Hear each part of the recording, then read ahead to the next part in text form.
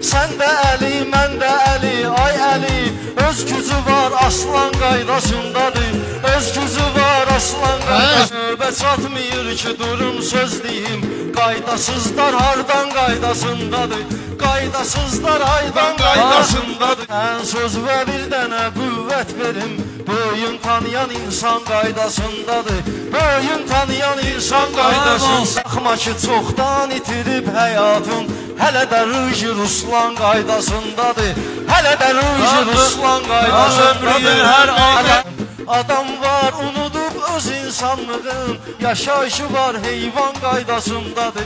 Yaşayışı var heyvan qaydasındadır. Adam var ki yoxdur evi qalmağa. Çıxartdığı eyvan qaydasındadır. Çıxartdığı eyvan qaydasındadır. Cəlil hamı tərif edir ustadın. Zəng elə gör mehman qaydasındadır.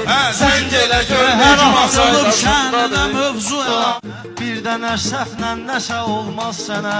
Adam var ki leysan qaydasındadır. Adam var ki leysan qaydasındadır. Yiyib içirik yan yana 15 nəfər. Şot axırda Alman, şot axırda Alman qaydasındadır. Bu dünyanın eyib var hər yerində. Tək cənnət-i rizvan qaydasındadır. Tək cənnət-i rizvan qaydasındadır. Bilən bilməyən də deyir meyxana. Nə toy nə də ekran qaydasındadır. Nə toy nə də ekran.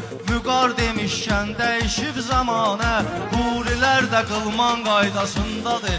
Hurilər də qılman qaydasındadır.